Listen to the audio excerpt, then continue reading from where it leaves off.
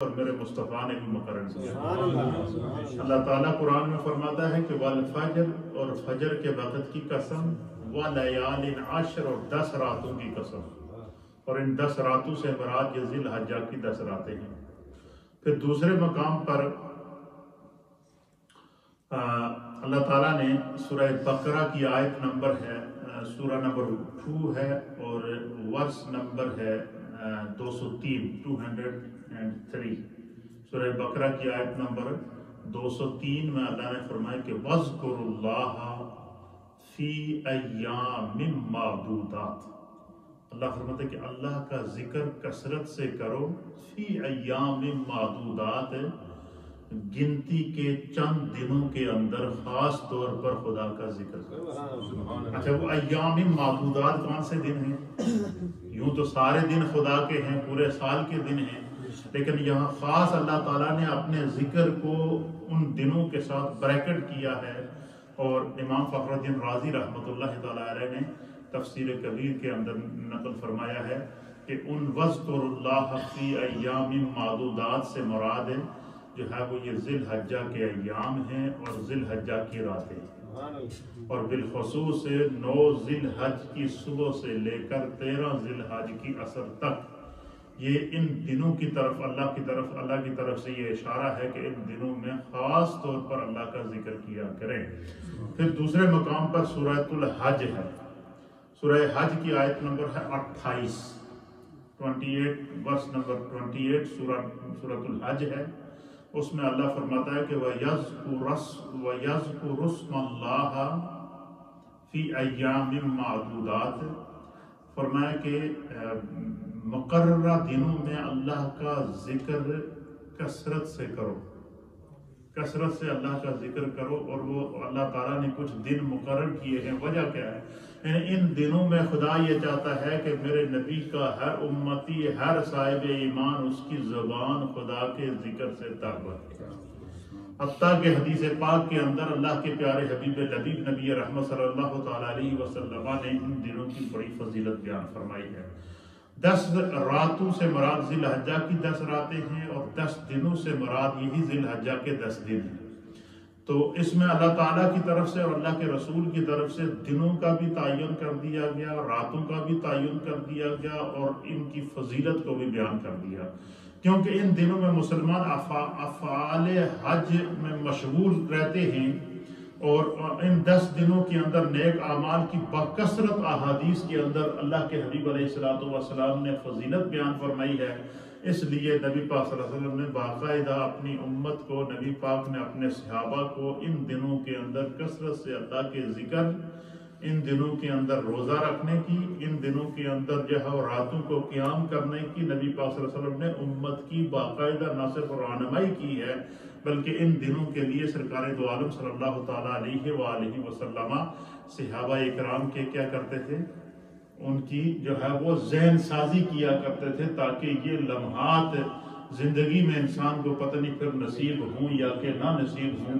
اس لیے جو social media کے ذریعے مجھے دیکھ رہے ہیں، میری مائیں، بہنیں، بزرگ، نوجوان جو ریڈیو کے ذریعے سن رہے ہیں، خاص طور پر ان دنوں کے اندر ہمیں اللہ کا ذکر کیا کیا کرنا چاہیے، اس پر انشاءاللہ میں آج گفتگو کروں گا، اور ساتھ میں قربانی کے مسائل انشاءاللہ ترتیب سے بیان کیے جائیں گے۔ اللہ تعالی ہمیں دین کو سمجھنے کی توفیق عطا فرمائے۔ میرے سامنے حدیث پاک ہے، اور اس حدیث کو امام بخاری نے نقل فرمایا ہے۔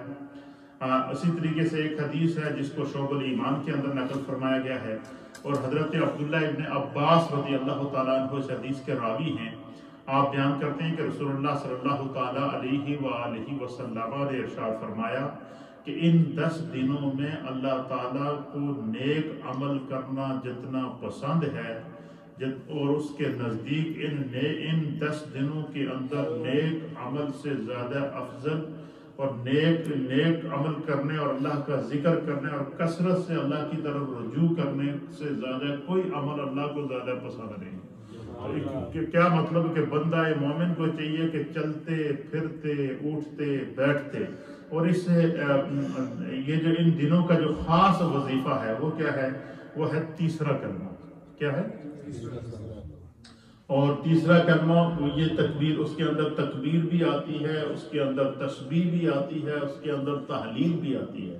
تو یہ تیسرا کلمہ آپ تسبیح ہاتھ میں رکھیں، چلتے پھرتے اٹھتے بیٹھتے تسبیح نہ بھی ہو تو آپ ان دنوں کے اندر جب بھی موقع ملے تو آپ تیسرا کلمہ ضرور پڑھیں، اس کو چھوڑیں نہیں، اس کو پڑھتے جب اس کے ایک ایک لفظ کے بدلے اللہ تعالیٰ بندہ مومن کو بے حساب اجر بھی عطا فرماتا ہے اور بخشش کے لیے دروازے بھی کھول دیتا ہے۔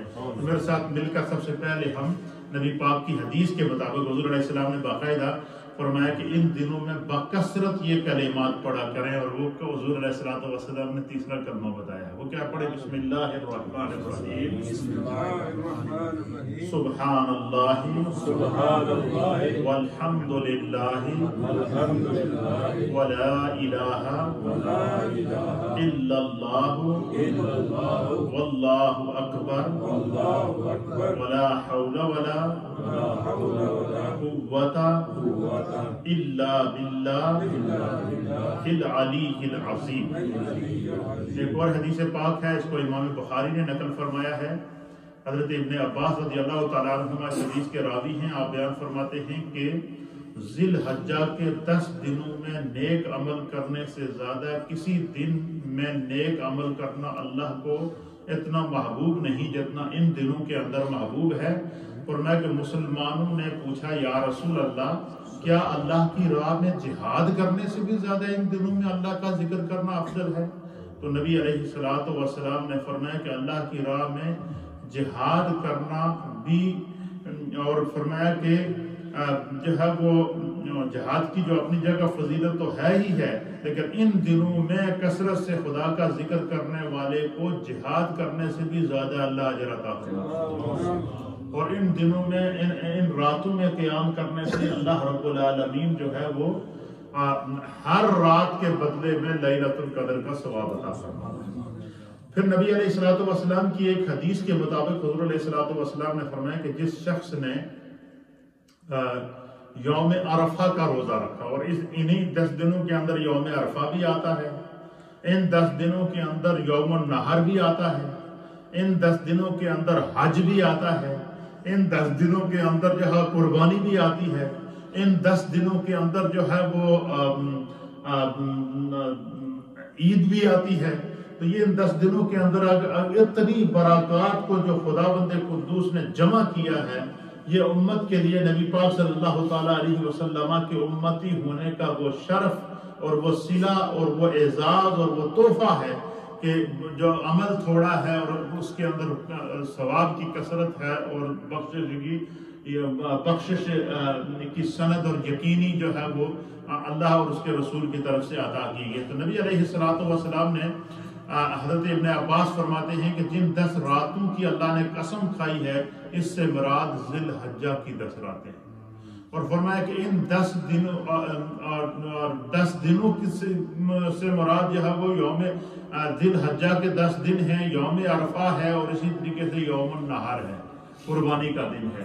تو ان دنوں کے اندر اللہ رب العالمین نے خاص اہل ایمان کے لیے بخشش کا ذریعہ رکھا، اور ان دنوں کے اندر بہت ساری جو ہے وہ چیزیں بتائی گئی ہیں کہ بندہ مومن کو کن کن چیزوں کا خیال رکھنا چاہیے۔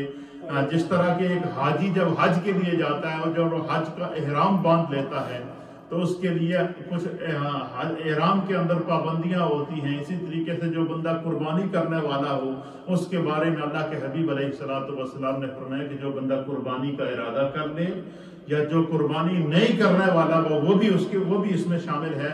حضور نے فرمایا کہ جب ذی الحجہ کا چاند نظر آ جائے تو بندے کو اہل ایمان کو چاہیے کہ وہ اپنے ناخن اور اپنے بال وغیرہ ترشوانا اور کٹوانا چھوڑ دیں حالے کہ جب تک کہ وہ قربانی نہ کر لیں۔ فرمایا کہ یہ تاکہ وہ جب کیونکہ ادھر جتنے بھی حجاج ہوتے ہیں وہ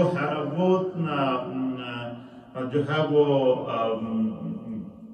جو انہوں نے احرام باندھا ہوتا ہے، احرام کی پابندیوں سے گزر رہے ہوتے ہیں۔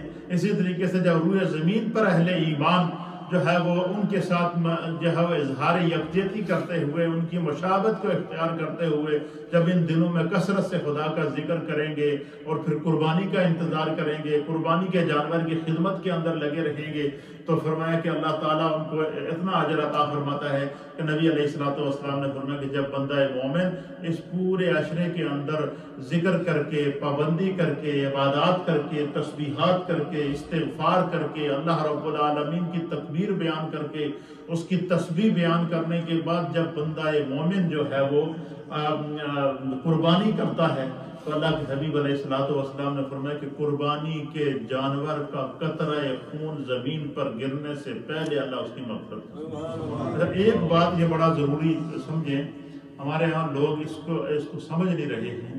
یہ قربانی جو ہے اس کی بہت بڑی اہمیت اور بہت بڑی فضیلت بیان کی گئی ہے کہ قربانی کے لیے ضروری ہے کہ قربانی ہر صاحب نصاب، چاہے وہ مرد ہو یا عورت ہو، اس پر واجب ہے۔ زکوٰۃ کی فرضیت کے لیے کم از کم سال گزرنا ضروری ہوتا ہے، قربانی کی فرضیت کے لیے سال گزرنا ضروری نہیں ہے، حتیٰ کہ یہاں تک فرمایا کہ اگر کوئی 10 ذی الحج کی صبح جو ہے وہ قربانی کے دن بندہ صاحب نصاب ہو تو اس پر واجب ہے کہ وہ قربانی ادا کرے۔ اچھا، اور قربانی کا نصاب کیا ہے؟ یہ 52.5 تولے چاندی یا اس کی مقدار، بندے کے پاس رقم موجود ہو تو اس پر قربانی واجب ہو جاتی ہے۔ اور 52.5 تولے چاندی دی آج کل پتہ ہے کیا قیمت ہے؟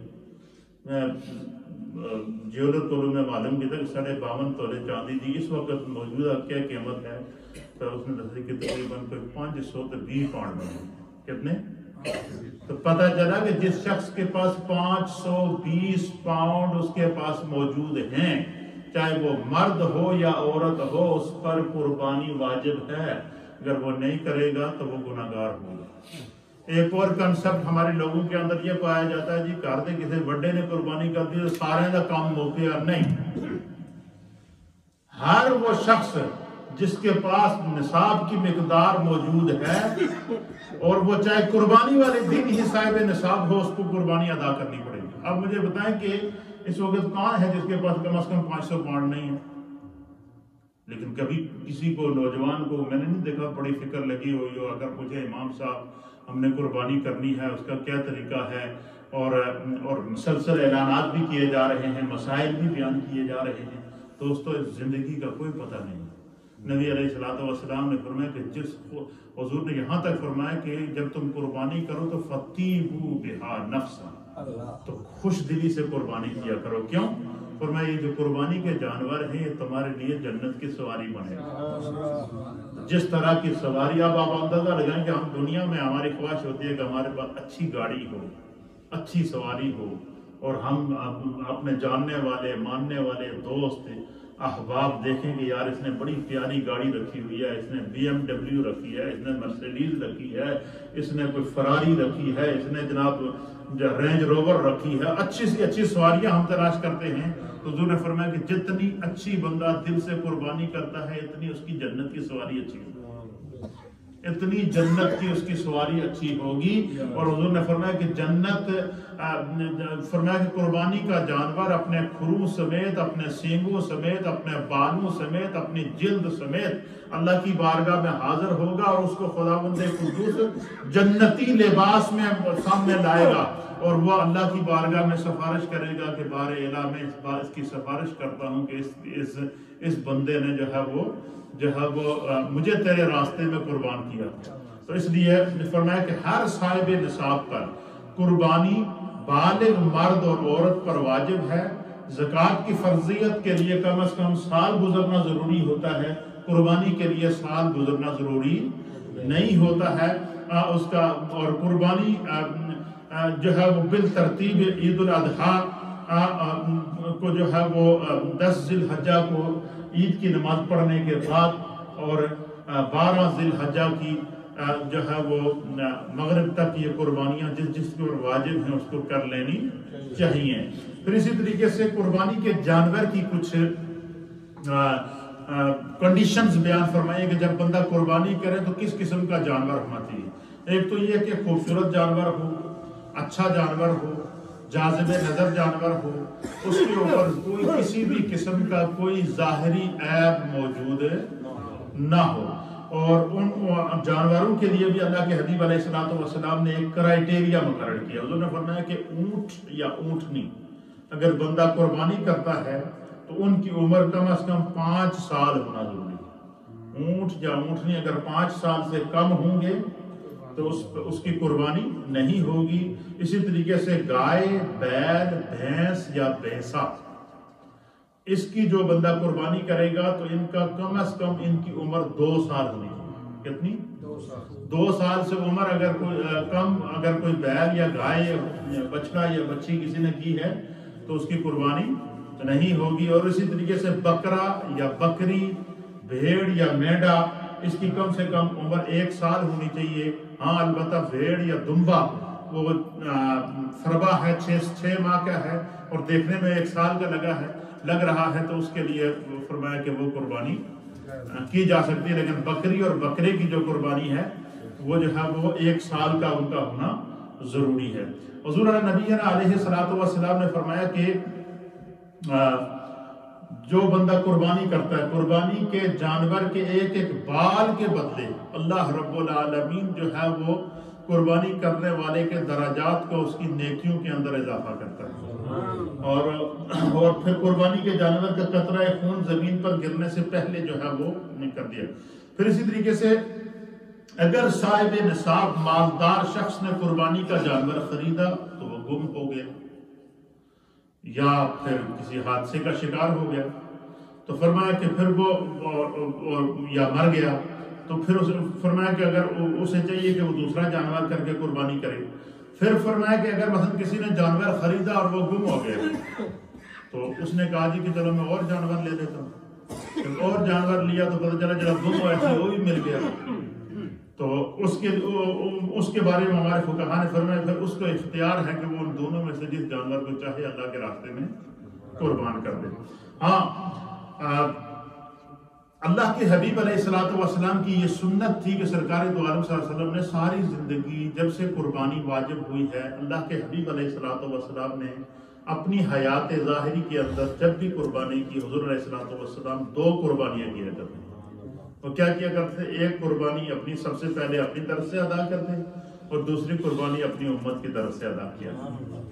اللہ اکبر. پھر جب سرکار دو عالم صلی اللہ علیہ وسلم کا ظاہری طور پر وصال ہو گیا تو مولا کائنات حضرت علی المرتضیٰ کرم اللہ وجہہ الکریم جب تک حیات رہے وہ اسی طریقے سے کرتے رہے، سرکار کے جانب سے بھی قربانی ادا کرتے رہے، اپنی جانب سے قربان. کوئی بندہ یہ کہے کہ میں نے سرکار دو عالم صلی اللہ علیہ وسلم کی جانب سے یا سرکار پنجتن پاک کی جانب سے یا صحابہ اکرام کی جانب سے یا اولیاء اللہ کی جانب سے قربانی کر دی تو فرمایا کہ سب سے پہلے جس پر قربانی واجب ہے وہ اپنی قربانی پہلے کرنا ضروری ہے. آپ اپنی قربانی کرنے کے بعد پھر اس کے بعد آپ نبی پاک صلی اللہ علیہ وسلم کی طرف سے، صحابہ اکرام کی طرف سے، پنجتن پاک کی طرف سے، سرکار غوث اعظم کی طرف سے، اولیاء اللہ کی طرف سے، اپنے مرحومین والدین عزیز و اقارب کی جانب سے آپ قربانی کریں. لیکن کوئی یہ کہے کہ میں نے اپنے ماں باپ کی طرف سے قربانی کر دی یا نبی پاک صلی اللہ علیہ وسلم کی طرف سے کر دی یا اہل بیت اطہار کی طرف سے کر دی تو جو اس کے ذمہ قربانی ہے وہ ادا ہو گئی، اس طرح ادا نہیں. جس کے ذمہ قربانی واجب ہے اس کو ادا کرنا ضروری ہے. تو اس لیے جن لوگوں نے ابھی تک قربانیاں نہیں کی ہیں وہ برائے کرم ابھی سے ذہن بنا لیں، وہ قربانی ضرور کریں اور اس میں ہمیں سستی نہیں کرنی چاہیے. پھر اسی طریقے سے قربانی کے جانوروں کی عمر پورا ہونے کی ظاہری علامت جو ہے وہ ہوتے ہیں سامنے کے 2 دانت وہ نظر آتے ہیں.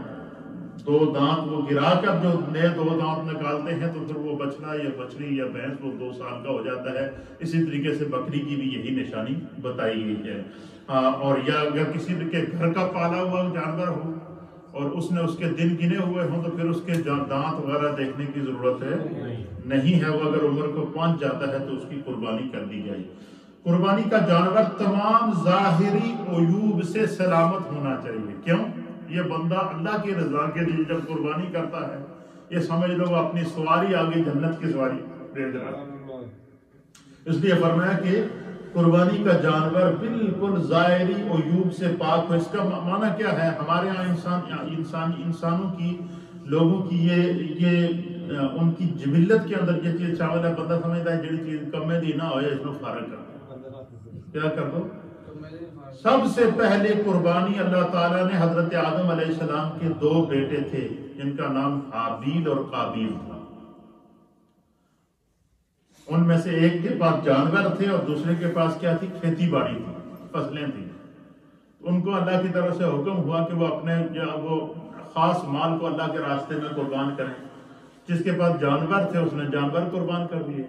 جس کے پاس کھیتی باڑی تھی، غلہ تھا، تو اس نے سوچا کہ بھائی وہ چھانٹی کر کے جڑا چنگا چنگا دانے سے وہ الگ کا چھوڑے، جو جلے ہوئے دانے تھے جن میں کیڑے پڑے ہوئے تھے اس کو جو قربانی کے لیے پیش کر دی اللہ کی طرف سے. جو وہ اور جس کے پاس بکریاں تھیں اور جانور تھے تو اس نے پڑا سب سے بہترین جانور لے کر اللہ کے راستے میں قربان کر دی.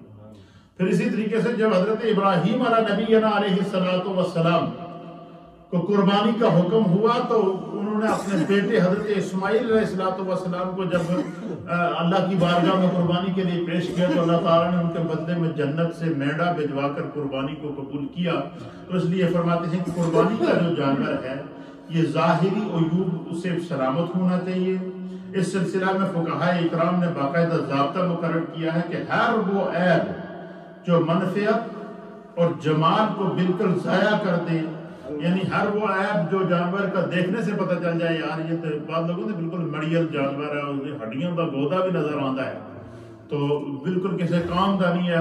پھر بندہ کہہ فرمایا نہیں، جس کا عیب ظاہری طور پر نظر آئے اس جانور کی قربانی نہ کی جائے.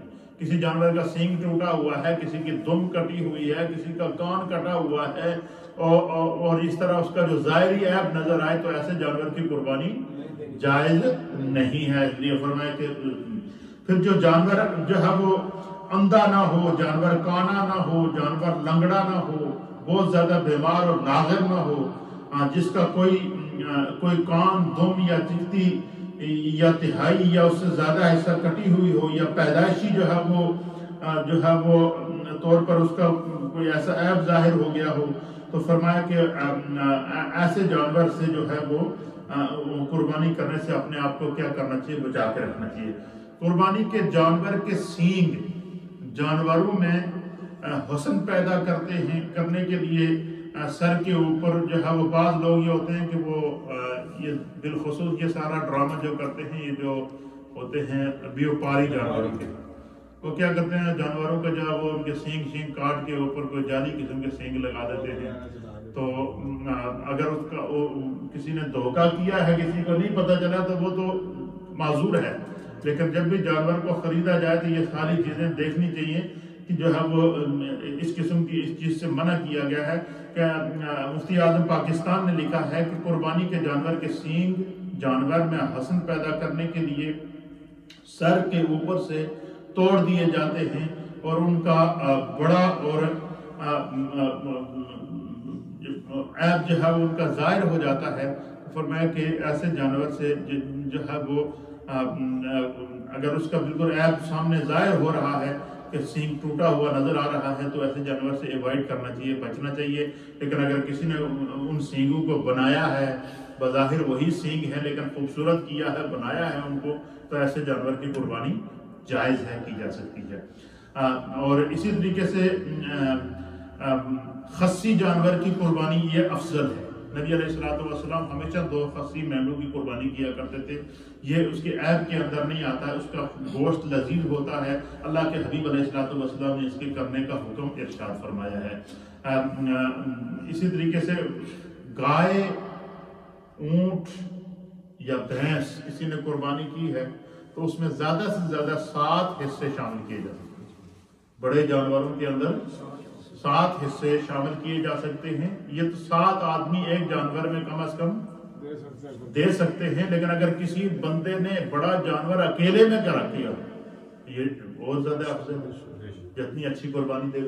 یا کوئی 2 بندے ہیں مل کر انہوں نے پورا جانور قربان کر دیا، یا 3 بندے ہیں مل کر انہوں نے پورا جانور قربان کر دیا، تو یہ آپشن موجود ہے. لیکن اگر زیادہ سے زیادہ 7 بندے ایک جانور کے اندر شریک ہو سکتے ہیں، اس سے یہ ہوتا ہے کہ زیادہ بوجھ بھی نہیں پڑتا. تو تقریباً آج کل جو قربانی کا حصہ چل رہا ہے وہ جانور کا جو حصہ ہے وہ 75 پاؤنڈ تک آ جاتا ہے. اور اسی طریقے سے جو ہے وہ جو بکرا ہے وہ تقریباً 200 پاؤنڈ تک کا آ جاتا ہے. تو اس لیے جس کے اوپر قربانی واجب ہو تو اگر بندہ اپنی آخرت کو سنوارنے کے لیے اس کا جانور کا گوشت بھی بندہ خود کھاتا ہے, اپنے عزیزوں کو کھلاتا ہے.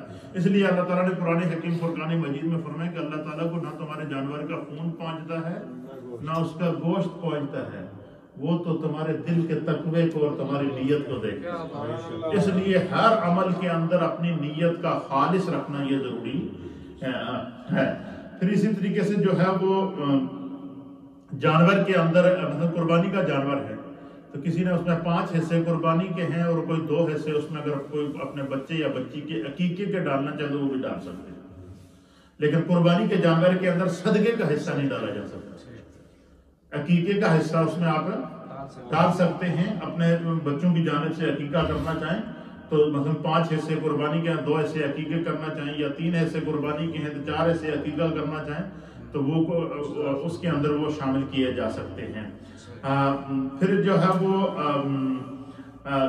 اسی طریقے سے بندہ جب اللہ کی بارگاہ میں جانور کو ذبح کرتا ہے تو حدیث پاک کے اندر آتا ہے کہ اللہ کے پیارے حبیب لبیب نبی رحمت صلی اللہ تعالیٰ علیہ وسلم نے فرمایا کہ قربانی کے جانور کے بالوں کے بدلے اللہ اس کو اجر عطا فرماتا ہے. اس کا خون قطرہ خون زمین پر گرنے سے پہلے اللہ اس کو اجر عطا فرماتا ہے.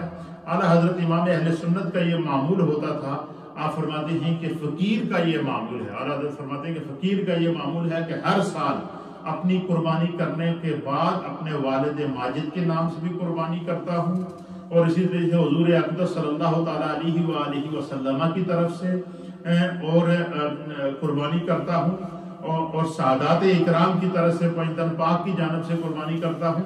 تو جتنا بندہ جو ہے اپنی قربانی ادا کرنے کے بعد جتنا جو وہ پاکان امت کے نام سے عزیز و اقارب کے نام سے والدین اگر دنیا سے چلے گئے ہیں تو ان کے نام سے موجود ہیں تو ان کے نام سے بھی بندہ قربانی کرنا چاہے تو وہ کر سکتا ہے. اس کے اندر بڑی پھر اسی طریقے سے یہ جو مبارک دن ہیں ان دنوں کے کچھ ایام ہیں, کچھ عبادات ہیں, یہ ہمیں نوٹ کر لینی چاہیے کہ جو ہے وہ ہمیشہ کوشش کریں کہ ذی الحجہ کے دن کے اندر اگر کوئی بندہ کسی کو کوئی مجبوری نہ ہو یہ نیت کر لیں کہ ان دنوں میں کوئی بھی نماز جماعت سے ضائع نہ ہو. بندہ جماعت سے نماز پڑھے, عشاء کی نماز آپ جماعت سے پڑھیں, پھر فجر کی نماز جماعت سے پڑھیں, اسی طریقے سے ظہر کی نماز جماعت سے پڑھیں, عصر کی نماز جماعت سے پڑھیں, مغرب کی نماز جماعت سے پڑھیں, عشاء کی نماز جماعت سے پڑھیں. تو فرمایا جو دن کی نمازیں پڑھنے سے پورا دن عبادت کرنے کا ثواب ملے گا, اور عشاء جماعت سے پڑھ کے فجر جماعت کے ساتھ پڑھنے سے پوری رات عبادت کا ثواب ملے گا, اور ان دنوں کی ہر رات لیلۃ القدر کے برابر ہے. تو یہ اس میں کوشش کرنی چاہیے.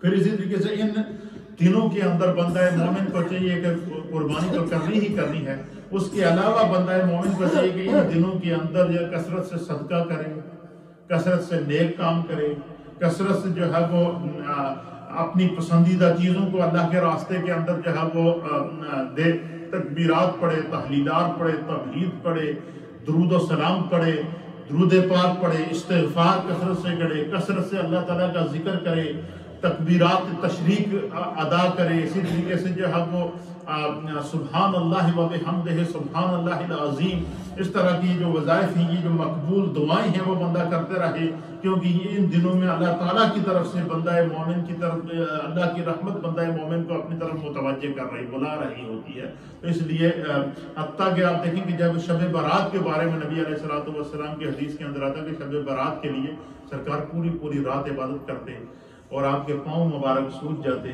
تو اللہ کے حبیب علیہ السلام کی بارگاہ میں عرض کیا کہ یا رسول اللہ, آپ کو تو اللہ نے آخری نبی بنا کر بھیجا, آپ تو شافع یوم النشور ہیں, آپ کو تو اللہ مقام محمود پر بٹھائے گا, اے اللہ کے حبیب تو آپ اتنی کثرت سے عبادت کرتے ہیں. تو حضور علیہ السلام نے فرمایا کہ آج کی رات بڑی مقدس رات ہے, اس میں انسانوں کے اعمال اللہ کی بارگاہ میں پیش کیے جاتے ہیں.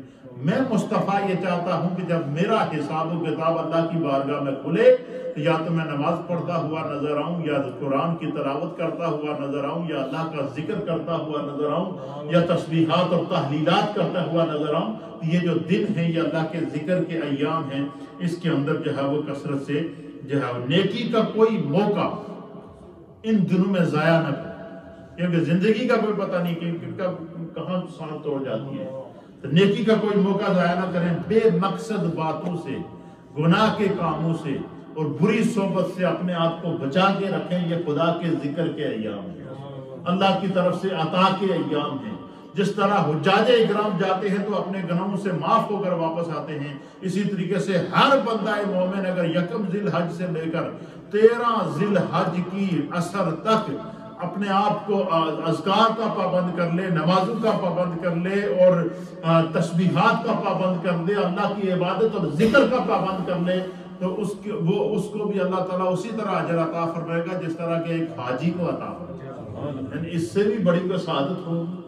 دیکھیں، ہم لیلۃ القدر کو تلاش کرنے کے لیے اعتکاف کرتے ہیں، ہم لیلۃ القدر کو تلاش کرنے کے لیے پوری رات جاگتے ہیں، پھر بھی دل میں کھٹکا رہتا ہے کہ پتہ نہیں وہ ملی ہے یا کہ نہیں ہے، لیکن ان راتوں کا تو اللہ کے حبیب نے بتا دیا کہ ہر رات لیلۃ القدر کے برابر۔ پھر یہ بھی نبی پاک صلی اللہ علیہ وسلم کی حدیث ہے، یہ بڑی مزے کی بات ہے، بڑا ایمان افروز نکتہ ہے کہ حضور علیہ السلام نے فرمایا کہ جس شخص نے یوم عرفہ کا روزہ رکھا، 9 ذی الحجہ کا، کس کا؟ 9 ذی الحجہ کا روزہ رکھا تو اللہ تعالیٰ اس کو 1 سال پہلے اور 1 سال آنے والے وہ اللہ تعالیٰ اس کے گناہوں کو کیا کر دے گا؟ بخش دے گا۔ اس حدیث کی شرح کے اندر محدثین نے بڑی ایمان افروز بات لکھی، انہوں نے فرمایا کہ یہ جو حضور نے فرمایا کہ 1 سال جو آنے والا ہے زندگی کا، خدا اس جو ہے وہ اس کی بھی بخشش کر دے گا اور اس کا بھی ایڈوانس اجر عطا فرمائے گا۔ فرمایا کہ محدثین نے لکھا کہ اس میں ایک اشارہ یہ ہے کہ اگر بندہ یہ چاہے کہ اس کی زندگی آئندہ سال تک محفوظ رہے تو وہ 9 ذی الحج کا روزہ رکھے۔ فرمایا جس نے 9 ذی الحج کا روزہ رکھا، اللہ تعالیٰ سمجھ لو کہ وہ اس کو جو آنے والا 1 سال ہے اس کی زندگی کی خدا کی طرف سے گارنٹی مل گئی، اس کی زندگی سیف ہو جاتی ہے۔ اللہ اور بعض علماء اور محدثین نے لکھا کہ یعنی اس آنے والے سال تک اس کو موت نہیں آئے گی۔ کیوں؟ اللہ کے حبیب نے خوشخبری دے دی کہ اتنے 9 ذی الحجہ کا جس نے روزہ رکھا تو جو ہے وہ آئندہ 1 سال آنے کا بھی جو اللہ تعالیٰ اس کا اجر و ثواب لکھ دے گا۔ اس لیے فرمایا کہ ان دنوں میں اچھی جو نیکی کے کام کرنے چاہیے، نیکی کا کوئی موقع ضائع نہیں کرنا چاہیے، بے مقصد باتوں سے اپنے آپ کو بچانا چاہیے، تسبیحات اور تحلیلات سے اپنی زبان کو ہمیشہ تر رکھنا چاہیے، اچھی کتب کا مطالعہ کرنا چاہیے۔ پھر ساتھ میں فرمایا کہ مفید قسم کی جو ہے وہ قربانی تک ناخن اور بال وغیرہ کاٹنے سے اپنے آپ کو بچا کے رکھیں۔ یہ چند وہ اس عشرے کی جو ہے وہ عبادات ہیں تو جو ہے وہ جن کو کرنے سے اللہ رب العالمین کے حبیب علیہ السلام نے جو ہے وہ امت کو جو ہے وہ اس طرف ارشاد فرمایا ہے۔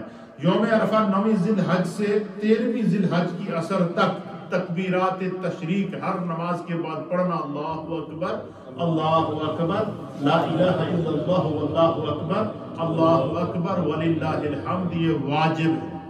1 دفعہ پڑھنا بلند آواز سے واجب ہے اور 3 دفعہ پڑھنا یہ کیا ہے؟ سنت ہے۔ تو اس لیے یہ یعنی اللہ یہ چاہتا ہے کہ ان دنوں میں بعض لوگ یہ سوال کرتے ہیں نا کہ آپ کی نماز کے بعد یا اکثر جو ذکر کرتے ہیں بلند آواز سے، یہ کہاں سے ثابت ہے؟ تو یہ حدیث اس کے اوپر اثر ہے کہ بلند آواز سے 1 دفعہ تکبیرات تشریق پڑھنا یہ واجب ہے ان دنوں کے اندر، اور 3 دفعہ پڑھنا یہ سنت ہے۔ تو بلند آواز سے اور یہ سارا اللہ کا ذکر ہے، تو یہاں سے بلند آواز سے ذکر کرنا بھی ثابت ہو گیا، نہ صرف ثابت ہوا بلکہ اللہ کے حبیب نے اس کو وجوب کا درجہ عطا فرمایا۔ تو اس لیے یہ اللہ کے ذکر کے ایام ان کو کہا گیا ہے۔ ان دنوں کے اندر جو ہے وہ جو لوگ جانور کو ذبح کرتے ہیں، ظاہری بات جو لوگ جانور کو ذبح کرتے ہیں، کیونکہ سوشل میڈیا میں پوری دنیا میں یہ پروگرام دیکھا جا رہا ہے، وہ ان چیزوں کا خاص خیال رکھیں جو قربانی کے جانور کے لیے فرق کرتے ہیں کہ ذبح کے جو آلات جانور کے سامنے لہرانا یا جانور کے سامنے تیز کرنا یہ مکروہ ہے۔ جانور قربانی کا جانور جب اس کا آپ انتخاب کر لیں کہ اس جانور کی قربانی کرنی ہے تو اس جانور کی خدمت کی جائے، اس کو ہر طرح کا اس کے کھانے پینے کا خیال رکھا جائے، اس کو سجایا جائے اور اس کو جو ہے وہ بالکل اس کے ساتھ پیار کیا جائے، کیونکہ یہ بندہ اپنی جنتی سواری کو اپنے سامنے دیکھ رہا ہوتا ہے۔ تو علماء اور محدثین نے لکھا ہے کہ قربانی کے جانور کے سامنے چھری کو تیز کرنا یا آلات جو ذبح کے آلات ہیں ان کو لہرانا یہ مکروہ ہے، ان سے بچنا چاہیے۔ فرمایا کہ قربانی کے جانور کو ذبح کرنے سے پہلے چھری کو تیز کر لینا چاہیے، اور چھری تیز ہو تاکہ جانور کی جب رگ کٹے تو جو ہے وہ اس کو تکلیف ہے نہ ہو، کند چھری نہ ہو، تیز چھری ہونے چاہیے۔ پھر فرما کہ ایک جانور کو دوسرے جانور کے سامنے ذبح نہ کیا جائے۔ ایک جانور مثلا بعض لوگ ہوتے ہیں ایک کو پکڑ کے کھڑا کر دیتے ہیں اور دوسرے کو گرا کر کاٹ رہے ہوتے ہیں۔ فرمایا کہ جب ایک جانور کو ذبح کریں تو دوسرے جانور کو سائڈ پر کر دیں، وہ اس کو نہ دیکھے، پھر اس کو ذبح کر لیں۔ اور قربانی اللہ اکبر، جب حجۃ الوداع کے موقع پر میرے مصطفیٰ کریم صلی اللہ تعالیٰ علیہ وآلہ وسلم نے قربانی فرمائی تو حضور علیہ نبی علیہ السلام نے 63 اونٹ اپنے ہاتھ سے ذبح کیے۔ کتنے؟ 63 اونٹ اپنے ہاتھ سے حجۃ الوداع کو ذبح کیے، اور فرمایا کہ اس میں اشارہ تھا کہ حضور علیہ السلام کو پتہ چل گیا تھا کہ یہ میرا آخری حج ہے۔ تو حضور علیہ السلام کو اللہ نے زندگی کتنی عطا فرمائی تھی؟ 63 سال۔ تو آپ نے 63 اونٹ ذبح کر کے اپنی ہر سال کی قربانی، 63 سال کی قربانی ادا کی، اور اس انداز سے کہ کسی بھی اونٹ کو جوڑ نہیں ڈالا گیا، کسی بھی اونٹ کو باندھا نہیں گیا، بلکہ اونٹ مچلتے ہوئے آتے تھے اور سرکار دو عالم صلی اللہ علیہ وسلم کے سامنے گھٹنے ٹیک کر حضور کے سامنے کھڑے ہو جاتے تھے، اور حضور علیہ السلام اپنے ہاتھ سے ان کو نہر کرتے تھے۔ اونٹ لائن سے لگے ہوتے، ایک اونٹ ذبح ہوتا تو وہ جب زمین پر گر جاتا دوسرا خود آ کر اپنا سینہ پیش کرتا تھا کہ حضور، اور ہر جانور کی یہ خواہش ہوتی تھی کہ سرکار دو عالم صلی اللہ علیہ وسلم مجھے اپنے ہاتھ سے اللہ کے راستے میں بھیجیں۔ اللہ اکبر۔ تو فرماتے ہیں کہ ایک جانور کے سامنے دوسرے جانور کے سامنے، ایک دوسرے جانوروں کو ایک دوسرے کے سامنے رکھ کے ایک دوسرے کے سامنے ذبح کرنا یہ مکروہ ہے۔ پھر اسی طریقے سے ذبح میں 4 رگوں کے علاوہ چھری کی نوک سے جو ہے جب گلا کٹتا ہے تو 4 رگوں کا کٹنا ضروری ہوتا ہے، اور پھر یہاں جو ہے وہ ایک ہڈی سی بنی ہوتی ہے، اس کے اندر ایک گودا سا ہوتا ہے جس کو حرام مغز کہتے ہیں، تو چھری کی نوک کے ساتھ اس حرام مغز کی نالی کو کاٹنا یہ ضروری ہے، اور بسم اللہ اللہ اکبر کہتے ہوئے جو ہے وہ قربان کیا جائے۔ ذبح کے جانور کا سینہ کھول کر اس کے دل کو کاٹنا جو ہے یہ مکروہ ہے۔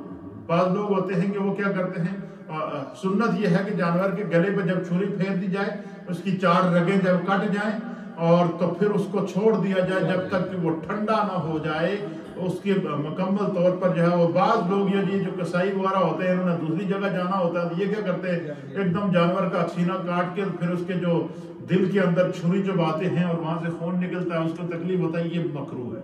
جانور کو ذبح کرنے کے بعد زمین پر چھوڑ دیں، جب وہ ٹھنڈا ہو جائے تو پھر جو ہے اس کی کھال وغیرہ اتار کر اس کا گوشت وغیرہ بنایا جائے۔ ذبح کے دوران ذبح کرتے ہوئے جانور کی گردن کو توڑنا یہ مکروہ ہے۔ بالکل ایسا کوئی کام نہیں کرنا چاہیے جو کہ یہ پھر ظلم کے زمرے کے اندر آئے گا۔ پھر اسی وقت جو ہے وہ اسی طرح جانور کی روح نکلنے اور ٹھنڈا ہونے سے پہلے اس کی کھال اتارنا یہ مکروہ ہے، یا اس کے اعضاء جسمانی کو کاٹ لینا یہ مکروہ ہے۔ ان چیزوں سے ایوائڈ کرنا چاہیے، بچنا چاہیے، کیونکہ بندہ ہر کام اللہ کی رضا کے لیے کرتا ہے۔ تو رات کے وقت ذبح کرنا یہ مکروہ ہے، جبکہ روشنی کا صحیح انتظام ہو تو اگر کسی نے رگ وغیرہ روشنی کا صحیح انتظام ہو اور کوئی ذبح کرنا چاہے، کوئی مجبوری ہو کسی کی، تو وہ اس کے لیے اجازت موجود ہے، لیکن کوشش یہ کرنی چاہیے کہ دن کی روشنی کے اندر سورج غروب ہونے سے پہلے بندہ قربانی کرے، اور 3 دن تک قربانی کا ٹائم موجود ہوتا ہے۔ پھر اسی طریقے سے جو ہے وہ اونٹ کے علاوہ دوسرے جانوروں کو کھڑے ہونے کی حالت میں ذبح کرنا یہ مکروہ ہے۔ ہاں، اونٹ کو کھڑے ہو کر ذبح کیا جائے گا، اس کا پاؤں ایک باندھ لیتے ہیں اور ایک نیزہ ہوتا ہے جو اونٹ کے یہاں سینے کے اندر لگایا جاتا ہے، اور جس سے پھر خون کی دہالی، اس کو نہر کرنا کہتے ہیں۔ اور اس کے علاوہ کوئی جانوروں کو دوسرے جانور جو اونٹ کے علاوہ جو جانور ہیں ان کو باقاعدہ زمین پر لٹایا جائے، ان کے کھر وغیرہ باندھ لیے جائیں تاکہ ان کو زیادہ جو ہے وہ تکلیف نہ ہو، اور پھر ان کو ذبح کیا جائے۔ پھر جو ہے وہ اونٹ کو زمین پر گرنے کے بعد پھر اس کی گردن کو 3 جگہ سے کاٹا جائے گا۔ پہلے تو نیزہ لگا کر نہار کیا جائے گا، پھر جب وہ زمین پر گرے گا تو پھر اس کی گردن کو 3 جگہ سے کیا ہو جائے گا، اس کے گلے کے اوپر 3 جگہ سے چھری جو ہے وہ چلائی جائے گی۔ تو یہ چند ذبح کے اور قربانی کے مسائل تھے جو آپ کی خدمت میں ہم نے پیش کیے ہیں، اور ان دنوں کے اندر اللہ کی عبادت اور ریاضت کو کرنا یہ خداوند قدوس اللہ تعالیٰ ہم سب میں سے ہر ایک کو توفیق عطا فرمائے۔ آج کی جو محفل ہے یہ خصوصی محفل ہے، ہماری مسجد کے صدر اور ہماری ہر دل عزیز شخصیت محترم جناب حاجی نادر خان صاحب، اللہ تعالیٰ ان کی قبر پر کروڑوں رحمتیں نازل کریں۔ آج وہ بظاہر تو ہم میں نہیں ہیں، لیکن ان کی روح، ان کی محبت اور اس مسجد کے نشان راہ ان کو پتہ دے رہے ہیں کہ وہ ہمارے ساتھ ہیں۔ آج ہماری مسجد کے اندر کلاسز کے اندر جو ہے وہ حاجی صاحب کے اصالہ ثواب کے لیے میں نے سب کلاسز میں کہہ کر کے اسپیشل یاسین شریف ہر بچے نے پڑھی ہے، ہر بچے نے یاسین شریف پڑھی ہے ان کے اصالہ ثواب کے لیے۔ اسی طریقے سے محمد فاروق صاحب ہیں، ان کی جانب سے ایک قرآن پاک ختم کیا گیا۔ اسی طریقے سے تقریباً کوئی 60 کے قریب سورہ یاسین شریف پڑھی گئی ہیں، 42 ٹائم جو ہے سورہ ملک شریف پڑھی گئی ہے، اور دیگر اوراد و وظائف حاجی صاحب کے اصالہ ثواب کے لیے پیش کیے گئے ہیں۔ تھوڑا سا ذکر اور پھر دعا کرتے ہیں، تھوڑا قریب آ جاؤ، ذکر میں شامل ہو جاؤ۔ اللہم